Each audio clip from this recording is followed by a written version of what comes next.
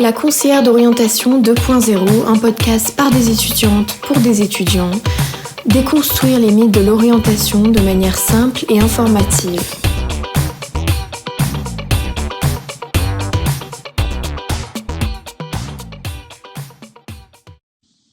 Bonjour et bienvenue à tous dans ce podcast de la conseillère d'orientation 2.0 qui traite aujourd'hui donc de l'orientation de nos collégiens. Alors aujourd'hui, le format qu'on a décidé d'adopter ensemble avec les filles, c'est un format court pour finalement vous donner accès à tous nos conseils en un rien de temps. Donc voilà, aujourd'hui avec moi, vous allez recevoir les 10 conseils les plus importants finalement pour vous aider à vous orienter dans votre parcours scolaire et éventuellement donc résumer un peu ce qu'on a dit dans tous nos podcasts et tenter de vous aider au mieux dans votre choix d'orientation. Donc on va commencer avec finalement le premier conseil qui serait résumé en quelques mots avec finalement le fait tes recherches. À savoir que pour nous, le premier conseil qu'on pourrait vous donner, c'est réellement d'aller fouiller, d'aller chercher, d'aller explorer dans les différentes filières, dans les différents métiers et les domaines d'études finalement, qui pourraient vous intéresser parce qu'on ne sait pas tous les métiers qui existent. On sait finalement les grandes lignes des métiers qu'on a autour de nous, mais il y en a quelques-uns qui finalement passent à la trappe et qui pourraient totalement être en adéquation avec votre personnalité et vos objectifs dans la vie. Donc, pour explorer finalement ces différents métiers, qu'est-ce qu'on vous propose? Ce serait finalement d'utiliser des ressources en ligne comme par exemple l'étudiant qui propose des fiches de métier qui vont donc vous recenser un petit peu toutes les caractéristiques des différents métiers que vous retrouvez sur le marché du travail. Ça va finalement des tâches accomplies au salaire, à la rémunération et aux avantages. Donc ça peut être voilà une première façon de s'accoutumer avec ce domaine d'études et de travail. Je pense qu'on l'avait dit ensemble dans un de nos podcasts aussi, mais c'est réellement de s'intéresser aux gens autour de nous et de demander par exemple aux amis de vos parents un petit peu quels sont leurs métiers, qu'est-ce qui leur plaît dans leur métier. Nous, c'est quelque chose qu'on a beaucoup fait pour trouver notre orientation. Moi, ça m'a beaucoup aidé pour un petit peu essayer de me projeter dans le métier que je voulais faire. Est-ce que c'était le rythme dont j'avais envie? Est-ce que c'était le niveau de rémunération? Dans quelle ville je pouvais habiter plus tard si je faisais ce métier? Il y a plein de questions qui tournent autour de ça. Et des témoignages des amis de vos parents ou des amis de vos frères et sœurs, etc. C'est des témoignages qui ont beaucoup de valeur parce qu'ils vont pouvoir vous aider à vous projeter dans ces milieux-là. On en avait également parlé, mais les salons de l'étudiant, c'est aussi un moyen de rencontrer sur place différents métiers, de se faire une idée de ce qui est proposé. Un conseil qu'on pourrait vous donner finalement, c'est un petit peu dans la continuité du premier, c'est-à-dire de se connaître soi-même, de vraiment identifier les intérêts, les compétences et les points forts qu'on a notamment à l'école. Et donc, à partir de ça, de pouvoir explorer les différents métiers qui font appel à ces compétences et à ces valeurs pour être en adéquation finalement avec nos objectifs et notre futur.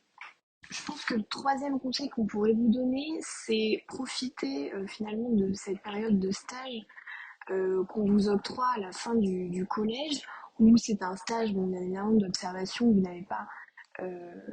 n'êtes pas en train de travailler réellement pour l'entreprise, mais ce stage d'observation-là, je pense qu'il est à double tranchant, c'est-à-dire qu'il va vous permettre à la fois de savoir si c'est réellement le métier que vous voulez faire, mais ce qui est important aussi, c'est si jamais ça ne vous plaît pas, pourquoi ça ne vous plaît pas, et éventuellement de détailler, d'écrire sur un papier, sur un bout de papier, pour les raisons pour lesquelles ça ne vous plaît pas, et en quoi ça n'est pas en adéquation avec votre profil et votre personnalité.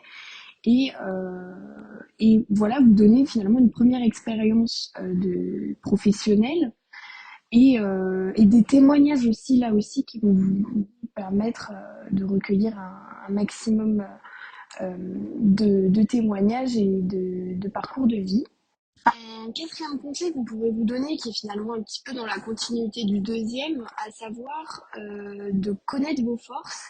Et comment vous pouvez connaître vos forces? Parce que c'est vrai que c'est difficile parfois d'être en introspection par rapport à soi-même et de se demander voilà quelles sont mes forces, quelles sont mes valeurs, en quoi je suis bon. Ça, c'est quelque chose que vous pouvez tirer, par exemple, de vos enseignants en discutant avec eux, en disant voilà, moi, ben, j'aime les maths, qu'est-ce que vous êtes professeur de maths, quels sont les métiers que je peux faire avec ça? J'aime l'art plastique, bon bah voilà, quels sont les métiers qui s'offrent à moi par rapport à cette appétence-là que j'ai pour les arts? Parce que vos enseignants sont aussi là pour vous guider, il ne faut pas hésiter à leur demander leur avis et éventuellement au fait qu'ils vont vous orienter vers des ressources qui vont vous être utiles ou des témoignages de personnes qui connaissent, qui ont fait ce métier, qui ont fait cette orientation-là et qui vont pouvoir vous aiguiller. Le cinquième conseil qu'on pourrait vous donner, c'est vraiment de garder l'esprit ouvert et d'explorer toutes les possibilités qui s'offrent à vous. Donc c'est vrai que c'est pas évident parce qu'on a en tête des domaines d'études qui sont bien spécifiques, à savoir par exemple la médecine, le droit, les sciences. Mais en fait, quand on vous parle des sciences, vous devez vous intéresser, bon d'accord, on parle de sciences, qu'est-ce qu'il y a dans les sciences, qu'est-ce que je peux étudier dans les sciences si j'aime les maths, etc. Aussi garder en tête que il existe en effet des filières académiques qui sont traditionnelles, comme celle que je viens de vous citer, et il existe aussi de nombreuses alternatives, telles que par exemple l'apprentissage, les écoles spécialisées et les formations en ligne. Quand on parle d'apprentissage, on parle finalement de travailler en même temps que d'étudier. Donc, par exemple, vous avez des rythmes tels que 3 semaines à l'école et une semaine en entreprise qui vont vous permettre une professionnalisation très rapide de votre cursus. Et aussi, éventuellement, si vous aimez moins étudier et que vous avez envie de travailler, de voir ce que ça donne sur le terrain, c'est des alternatives qui sont hyper intéressantes. Les écoles spécialisées, c'est pareil, c'est sur des domaines spécialisés. Donc ça va vous offrir toute une panoplie de nouvelles possibilités. Voilà, après, le sixième conseil qu'on pourrait vous donner, c'est finalement de vous projeter à long terme aussi, de savoir qu'on est dans un marché du travail qui subit des évolutions très importantes et que voilà, on a des entrées de nouvelles technologies, etc., qui vont considérablement changer le marché du travail. Comment on se pense dans ce marché du travail, comment on réagit à celui-là. Il faut aussi se dire que il y a aujourd'hui les actifs, les travailleurs ont beaucoup de changements au cours de leur carrière et ne suivent pas forcément la même spécialisation tout au long de leur carrière. Donc voilà, il y a des différences qui sont notables. Et aussi penser au long terme, dans le sens, est-ce que je me vois dans ce marché du travail? Est-ce que je me vois dans ce travail 10 ans, dans 10 ans? C'est-à-dire, est-ce que ça va être est-ce que ça va bien représenter ce que je voulais comme objectif dans 10 ans? C'est un travail qui est un petit peu dur à faire parce que quand on est jeune, on a du mal à comprendre, mais sachez que voilà, ça va arriver, ça arrive et plus vous faites vos recherches, plus vous prenez votre temps, plus vous allez avoir voilà c'est- ce dessin finalement de votre futur qui va se créer. Également, le huitième conseil qu'on aurait à vous donner, c'est que on a dans nos connaissances qu'on acquiert à la fac, qu'on acquiert en études supérieures, qu'on acquiert au lycée, qu'on acquiert au collège, des connaissances qui sont très académiques. Il est pour nous, en tout cas, essentiel d'aussi développer des compétences qui sont dites transversales, donc qui sont en supplément de ces connaissances académiques, telles que voilà, des compétences comme la communication, le travail d'équipe, la résolution de problèmes, la pensée critique et d'être curieux et de s'intéresser à tous les domaines parce que éventuellement si vous ne trouvez pas votre voie est peut-être finalement dans ces compétences et dans ces intérêts un peu transversaux qui touchent moins à l'académique.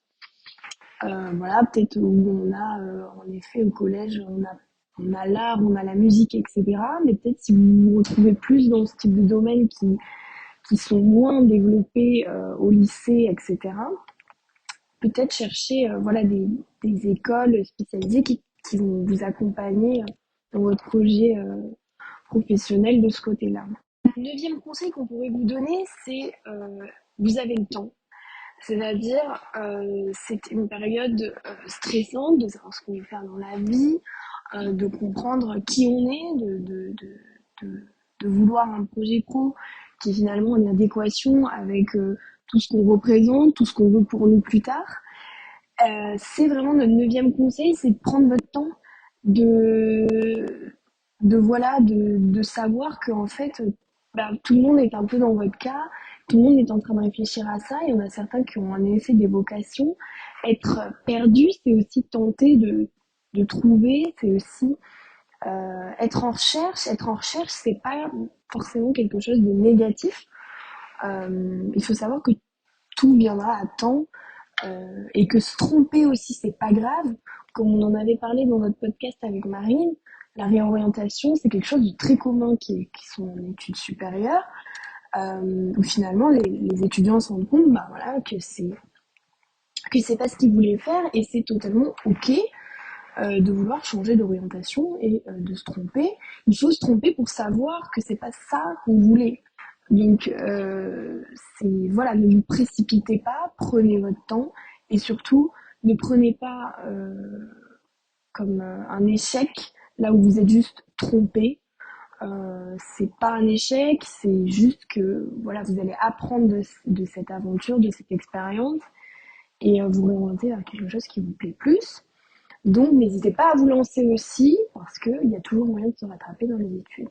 Et finalement, le dixième conseil qu'on aurait à vous donner, ce serait de rester flexible aussi, parce que c'est vrai que quand on est jeune, parfois on a une idée en tête et on se dit bon c'est exactement ça que je veux faire, et on se demande pourquoi on n'y arrive pas, pourquoi on n'arrive pas à atteindre cet objectif, etc. Il faut pas, il faut prendre son temps comme on disait, il faut rester ouvert aux opportunités.